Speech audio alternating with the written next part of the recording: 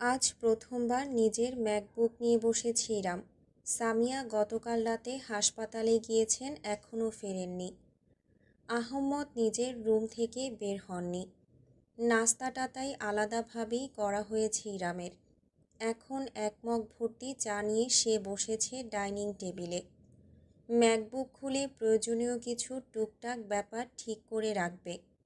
কিছু সফটওয়্যার যখন সে ইনস্টল করছে তখন নিজের রুম থেকে বেরিয়ে এলো সারিকা।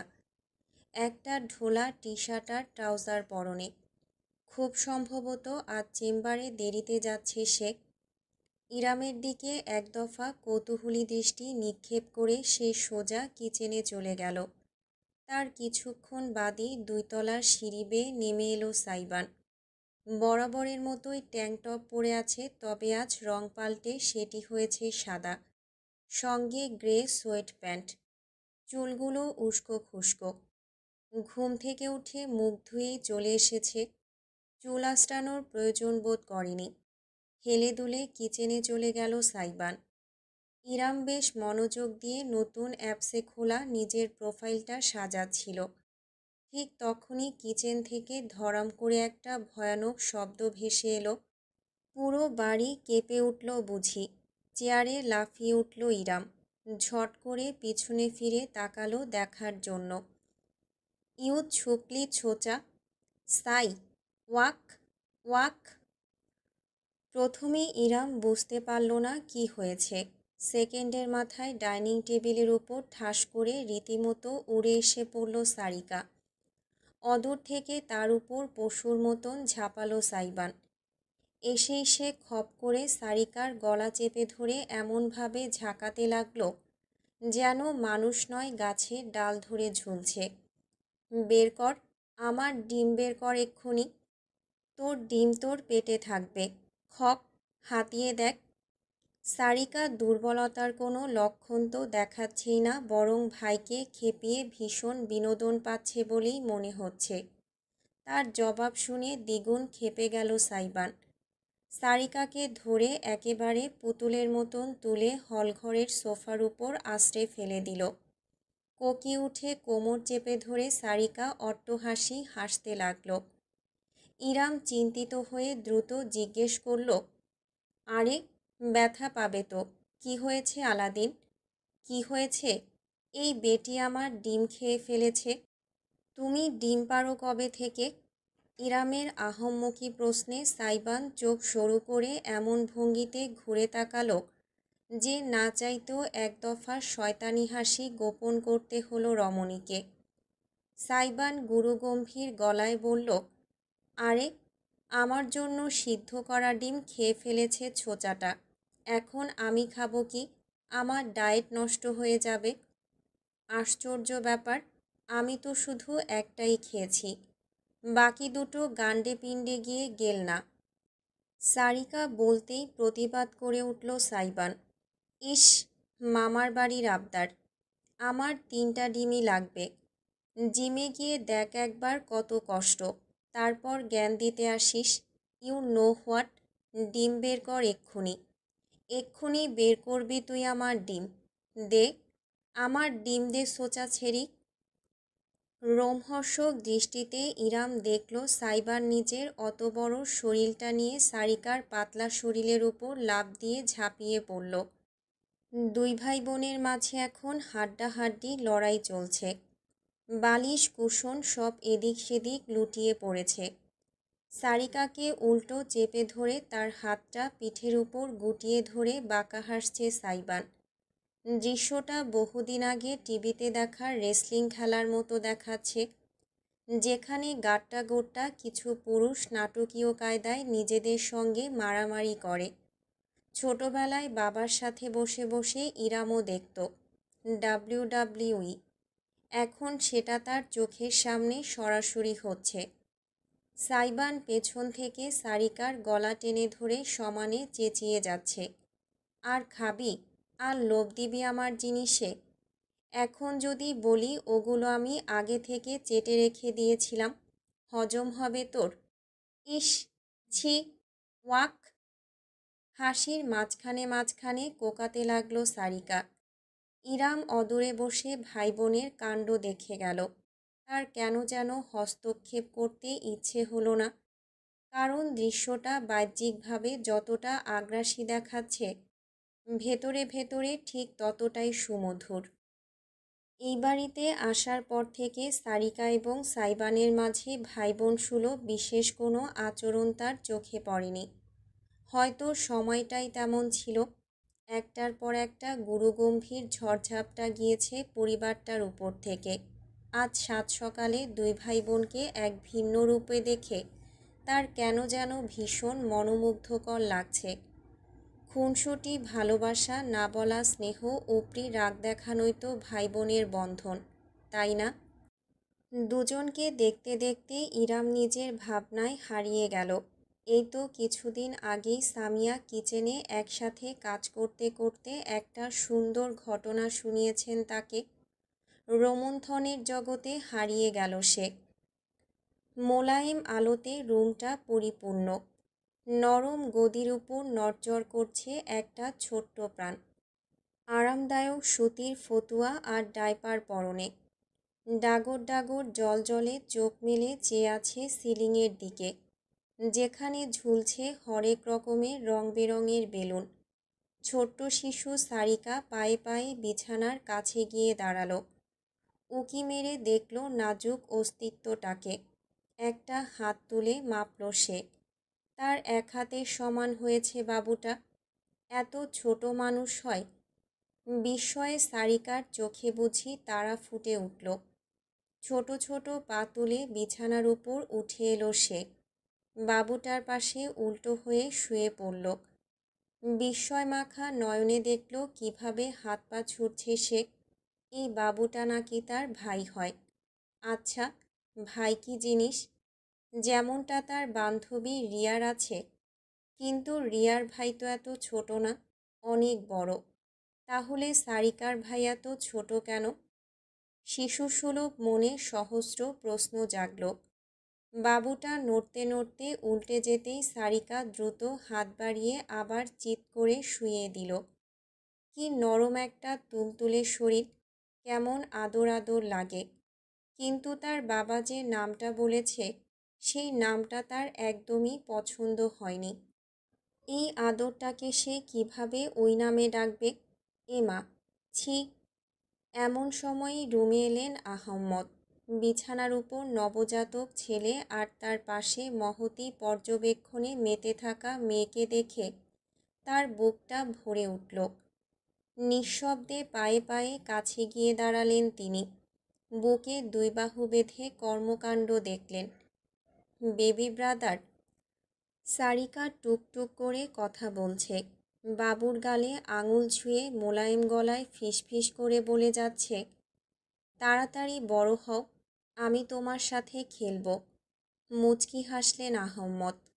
বিছানার কাছে এগিয়ে মেয়ের উপর ঝুঁকে বলে উঠলেন, অবশ্যই খেলবে। আমাদের আলাউদ্দিন খুব জলদি বড় হয়ে যাবে। তোমার সাথে ছুটে বেড়াবে খেলার মাঠে।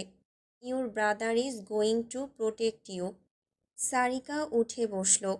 চোখ মুখ কুঁচকে কেমন অসন্তুষ্ট দৃষ্টিতে পিতাকে দেখল। আহমেদের হাসিখানি মুছে গেল। কি হয়েছে আমার মা? কিছু বলল না সারিকা। মেয়ের মান ভাঙাতে বিছানায় বসে নাজুক বাচ্চাটিকে নিজের হাতের মাঝে তুলে মেয়ের দিকে এগিয়ে দিলেন আহম্মদ। ভাইকে কোলে নেবে না? গাল ফুলিয়ে সারিকা হঠাৎ বলে বসল, ড্যাড, আমার তো আলাউদ্দিনকে কোলে নিতে ইচ্ছা হয় না। আহম্মদ ছোট্ট মেয়ের মুখে এমন কথা শুনে তাজ্জব বনে গেলেন। কয়েক সেকেন্ড চেয়ে রইলেন। আলাউদ্দিন নামটা তিনিই রেখেছেন, নিজের আহমদ উদ্দিন নামের সঙ্গে মিলিয়ে। তাতেই মেয়ে এত চটবে জানা ছিল না। মাথা কাত করে তিনি মিষ্টি হেসে শুধালেন, তবে কাকে কোলে নিতে ইচ্ছে হয় আমার মায়ের? সারিকা দুই হাত এগিয়ে দিল। বুকের মাঝে ছোট্ট ভাইয়ের শরীরটা জাপটে ধরে জবাব দিল, আলাদিনকে। আলাদিন? বিস্মিত হলেন আহম্মদ। জোরে জোরে মাথা ঝাঁকালো সারিকা।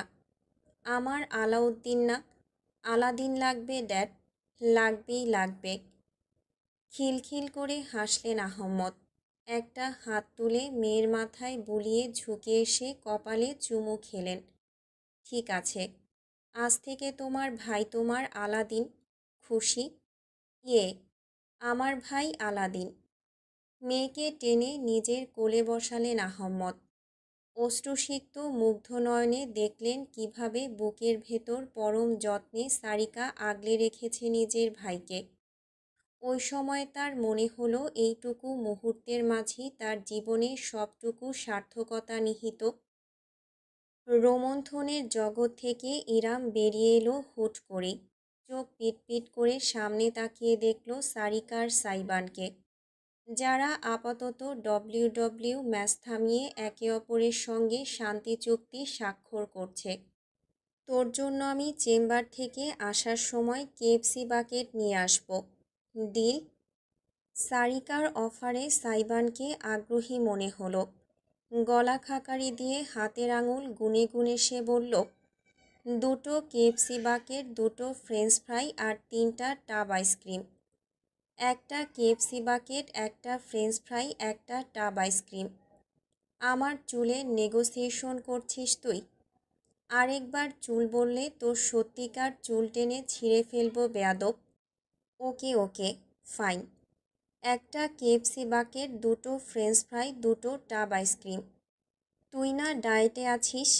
একটা কেএফসি বাকেট, দুটো ফ্রেঞ্চ ফ্রাই, একটা টাব আইসক্রিম। Okay deal. দুইজন ভাইবোন এমন ভঙ্গিতে করমর্দন করল যেন ডিলারশিপ কনফার্ম করেছে দুজন মাফিয়া বস। সোফা থেকে উঠে হেলে দুলে শীষ বাজাতে বাজাতে ইরামের টেবিলের সামনে এসে দাঁড়ালো সাইবান। অপরদিকে সারিকা তখনও হাসিমাখা ঠোঁটে উঠে দাঁড়িয়ে কোমর ডলতে ডলতে সামান্য ঘুরিয়ে নিজের রুমের দিকে আড়াল হয়ে গেল। একটা সিদ্ধ ডিমের অনেক খরচা পড়ে গেল মেয়েটার। আহারে, মন্তব্য করল ইরাম। তাতে সাইবান ভ্রুকুটি করে তাকালো তার দিকে। ঝুঁকে এসে ম্যাকবুকের স্ক্রিনের দিকে চেয়ে কথা ঘুরিয়ে বলল, ফাইবার খুলে ফেলেছেন? বেশ বেশ। এটা কি লিখেছেন? আর্টিকেল লিখে দেবেন মাত্র $5। মাথা খারাপ? $5 কত টাকা জানেন? কিচ্ছু হবে না $5 দিয়ে। বদলান বদলান। লিখুন $100 ছাড়া মুখও দেখাবি না গরিবস। চোখ উল্টে ইরাম বলল, প্রোফাইল তোমার নাকি আমার? জ্ঞান দেয়া বন্ধ করো, যাও। বাকি দুটো ডিম খেয়ে আসো, না হলে আবার সুগন্ধার নজর পড়বে। চোখ তুলে ফেলবো না ওটার। দৌড়ে কিচেনে গিয়ে এক হাতে দুটো ডিম নিয়ে এসে ইরামের পাশের চেয়ারেই বসে পড়ল সাইবান। বাই দ্য ওয়ে, পায়ের উপর পা তুলে বসে একটা আস্ত ডিম মুখে পুরে দিল সে। ইরাম অবাক নয়নে দেখল, গাল ভীষণ ফুলে গেছে ছেলেটার। সাধারণত অতিরিক্ত খাবার মুখে নিয়ে চাবালে মানুষকে দেখতে মোটেও ভালো লাগে না, অথচ সাইবানের এমন বেখাপ্পা আচরণেও তার উপর চোখ আটকে যাচ্ছে। বিশেষ করে খাবার গেলার সময় তার গলার অ্যাডামস আপল নামক উঁচু জায়গাটা যেভাবে ফুলে ফেঁপে উঠছে, সেটা ইরামের মনোযোগ কেড়ে নিচ্ছে দারুণভাবে। একলহমা চেয়ে থেকে দ্রুত দৃষ্টি ফিরিয়ে নিল রমণী। কোন দিকে তাকিয়ে আছে সে? ইস, লজ্জাবোধ করল সে ভীষণভাবে। সাইবানের অবশ্য তার নজরের দিকে বিশেষ খেয়াল নেই।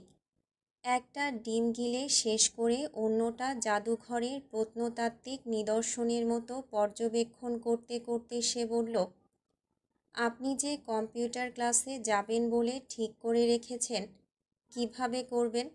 পোটলা? ওকে সাথে নেওয়ার চিন্তা মাথায় আনবেন না এখন। ইরাম পুনরায় বাস্তবতায় ফিরে এলো। তুমি না বললেও আমি এটাই ঠিক করে রেখেছিলাম, কিন্তু ওকে রেখেই বা যাব কোথায়? ভাবছি একটা ডে কেয়ার খুঁজব, কিন্তু এত ছোট বাচ্চা রেখে যেতে মন সায় দিচ্ছে না। আমি সরি, আসলে আমিও বলতে পারছি না ওই সময়টায় আমি বাড়িতে থাকবো কি না। আমার প্র্যাকটিস থাকে শোয়ের, সেক্ষেত্রে। এভাবে চলা যায় না।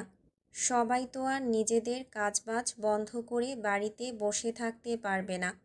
কম্প্রোমাইজ করতে হবে। সেটা আমাকেই।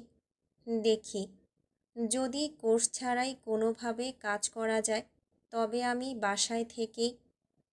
ইজানকে আমি রাখব। অপ্রত্যাশিত কণ্ঠটি সাইবান এবং ইরামকে জমিয়ে দিল।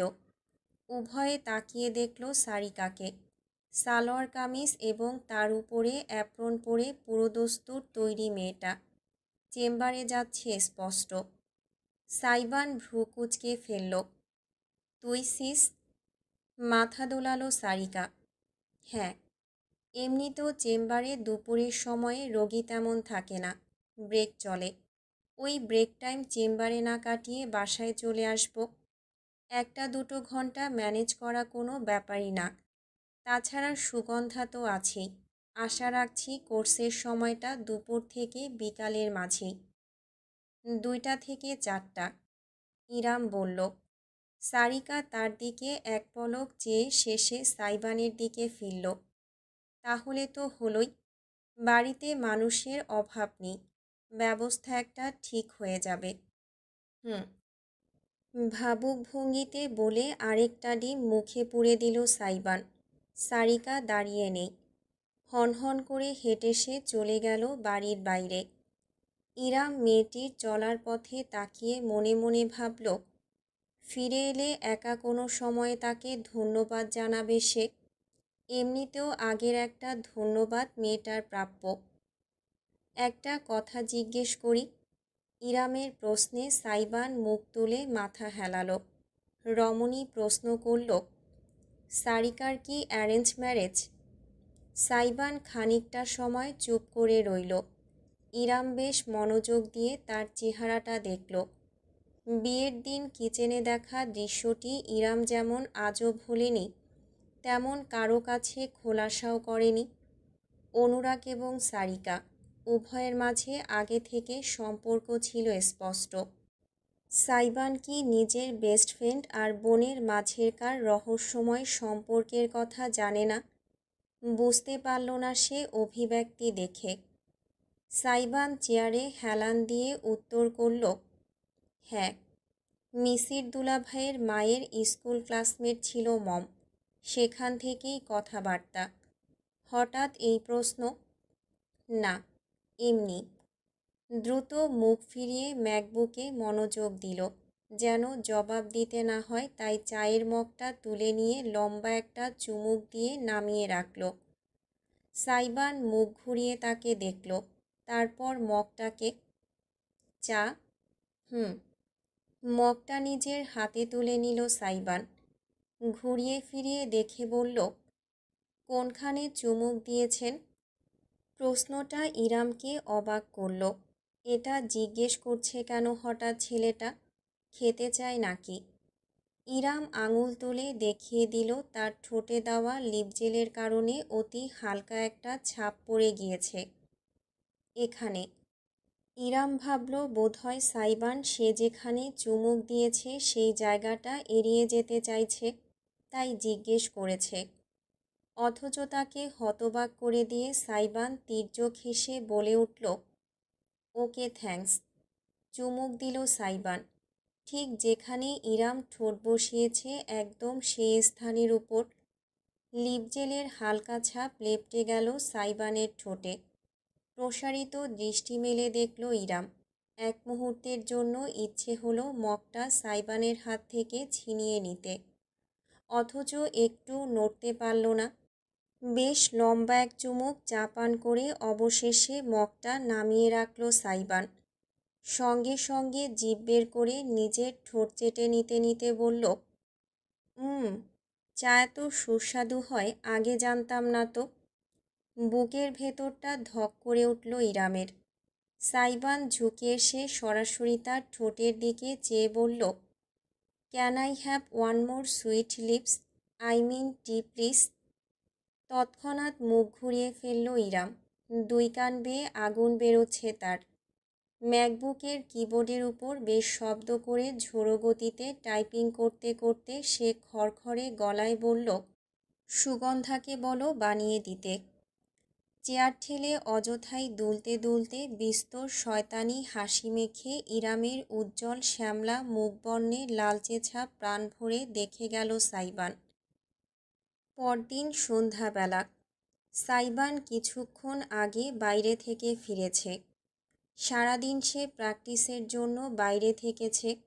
পরে জিম আর জিম থেকে থানায় গিয়েছিল খবর নিতে। কোনো অগ্রগতির কথা জানা যায়নি। বিষয়টা বাড়িতে কাউকে আপাতত বলেনি সে। রুমে চলে গিয়েছে ফ্রেশ হতে।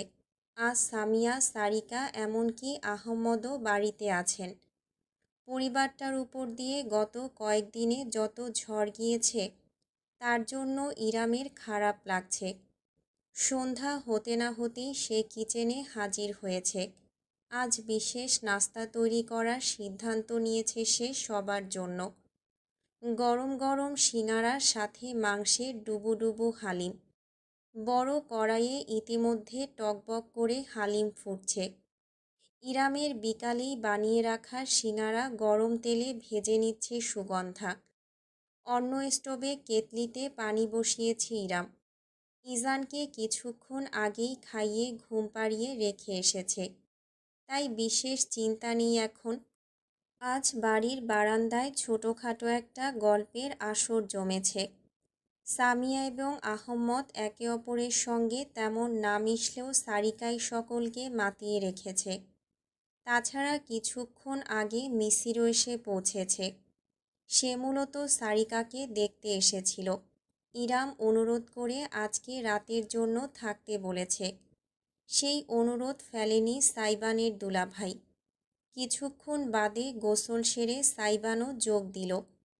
ইরাম এবং সুগন্ধা নাস্তার প্লেট সাজিয়ে নিয়ে গেল। পরিবেশন করে দিল সবাইকে। ঠিক এমন সময়েই বাড়ির লোহার গেটের সামনে এসে থামল একটা গাড়ি। দারোয়ান গেট খুলতেই একজোড়া বয়স্ক দম্পতিকে দেখা গেল। সঙ্গে একজন ফিনফিনে শরীরের লম্বা লোক। লোকটার দুই হাতে ধরা প্যাকেট। এগুলো যে মিষ্টি এবং ফলমূল তাতে কোনো সন্দেহ নেই। ইরাম তাদের চিনতে পারল না। সবার আগে সাইবানি উঠে গেল। আঙ্কেল আন্টি, আপনারা আসুন আসুন প্লিজ। জিনিসপত্র বয়ে নিয়ে আসা লোকটার হাত থেকে কিছু জিনিস সাইবান নিজের হাতে নিয়ে নিল। সুগন্ধাও এগিয়ে গেল সাহায্যে। বারান্দায় উঠে আসতে আসতে নরম গলায় সাইবান শুধালো, তিতলি আসেনি? ওই বেচারি কি আর ঘরে আটকে থাকে? একটা ফ্যাশন শো আছে আজ, সেখানে ডিজাইনার আর অর্গানাইজার, ওখানেই ব্যস্ত। উত্তর করলেন মিসেস চৌধুরী। সামিয়াও উঠে দাঁড়ালেন। অতিথিদের আমন্ত্রণ জানালেন। চেয়ার নিয়ে এসে বসার ব্যবস্থা করে দিল সুগন্ধা। সামিয়া বললেন, বসুন বসুন, কি সৌভাগ্য। কতদিন পর দেখা আপনাদের সাথে। সেই 3 বছর আগে তিতলির জন্মদিনের পার্টিতে শেষ দেখেছি। আপনি তো ওই তল্লাটে এখন আর পাই রাখেন না মিসেস মুন্সি। ছেলের সঙ্গে মাঝে মধ্যে যাতায়াত করলে কি এমন ক্ষতি হয়? মিস্টার চৌধুরী বললেন এবার। ইরাম অদূরে দাঁড়িয়ে দেখল। এরা তাহলে ওই তিতলি নামের মেয়েটার বাবা মা। সাইবানদের পরিবারের সঙ্গে ভালোই সম্পর্ক দেখা যাচ্ছে। তবে এত মিষ্টি ফলমূল নাস্তার বহন নিয়ে হাজির হয়েছেন কেন? অতিথির বাড়িতে মিষ্টান্ন নেওয়ারও একটা সীমা আছে। ইরাম আর চোখে দেখল। কম করে হলেও 10 কি 12 কেজি মিষ্টি আছে, তাও বিভিন্ন ধরনের। এমন ঐতিহ্য কেবল বিয়ার শ্বশুরবাড়ি কিংবা কুটুম বাড়িতে গেলেই দেখা যায়। তবে বিষয়টায় ভ্রুক্ষেপ না করার সিদ্ধান্ত নিল সে। মেহমান এসেছে বাড়িতে, বাড়ির বউ হিসেবে আপ্যায়ন করা জরুরি। তাই সে সুগন্ধার সাথে ভেতরে চলে গেল।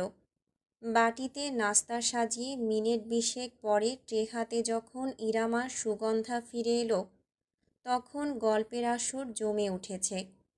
মিস্টার চৌধুরী আহম্মদের উরু চাপড়ে বলছেন, তবে যাই বলুন না কেন আহম্মদ সাহেব, ছেলে একটা তৈরি করেছেন বাঘের বাচ্চা। আপনার এই ছেলেটার প্রতি যতই কৃতজ্ঞতা প্রকাশ করি না কেন কম হয়ে যাবে। আমাদের মেয়েটাকে সকল বিপদ আপদ থেকে ছায়ার মতো আগলে রাখে। সাইবানের মাথায় হাত বুলিয়ে হেসে বললেন মিসেস চৌধুরী। ইরামের কেমন যেন খটকা লাগলো, তবে সেটা সে প্রকাশ করল না। ঠান্ডা দৃষ্টিতে ঝুঁকে নাস্তা এবং চায়ের কাপ সাজিয়ে দিল। মিসেস চৌধুরী তাকে দেখলেন। নতুন মুখ লক্ষ্য করে তিনি কিছু জিজ্ঞেসও করতে যাচ্ছিলেন, তবে তার আগেই মিস্টার চৌধুরী বলতে শুরু করলেন, দেখুন আহম্মদ সাহেব, ভনিতা পছন্দ নয় আমার, সরাসরি বলছি। এসব কথায় যত স্পষ্ট থাকা যায় ততই মঙ্গল, বুঝেছেন? কী সব কথা? প্রশ্ন করলেন আহম্মদ। তিনিও দ্বিধান্বিত, বুঝতে পারছেন না কোথায় ইঙ্গিত করা হচ্ছে। মিসেস চৌধুরী জানালেন, সেদিন কিছু না চিন্তা করি, কোনো পরোয়া না করি যেভাবে আমাদের পরিবারটাকে সাইবান আগলে গেল, সেটা প্রশংসার দাবিদার। আপনাদের ছেলের যত তারিফই করি না কেন অনেক কম হয়ে যাবে। বাড়ির প্রত্যেক সদস্যর মুখেই ক্রমশ দ্বিধা ফুটে উঠতে লাগল। সেই দ্বিধা দেখে অবশেষে মিস্টার চৌধুরী আসল উদ্দেশ্যটা প্রকাশ করলেন। আহম্মদের একটা হাত ধরে বললেন, মেয়ের বাবা হিসেবে আগে বলা যদিও অদ্ভুত, তাও বলছি, আপনাদের ছেলেটা যদি আমাদের বাড়ির জামাই হয় তাহলে আমরা অত্যন্ত আনন্দিত হব। আমাদের পরিবারের বন্ধনটা শুধু বন্ধুত্বে সীমাবদ্ধ না থেকে কুটুমবাড়ি হয়ে দাঁড়ালে খুশির কোনো সীমানা থাকবে না। কি বলেন বেয়াই সাহেব? বাড়ির প্রত্যেকটা মানুষ স্তব্ধ হয়ে গেল। কিছু বুঝে ওঠার আগেই প্রত্যেক জোড়া দৃষ্টি গিয়ে স্থাপিত হলো একপাশে বরফের মতন দাঁড়িয়ে থাকা ইরামের দিকে, যার চোখে এই মুহূর্তে শুধুমাত্র শীতলতা ছাড়া আর কিছুই অবশিষ্ট নেই।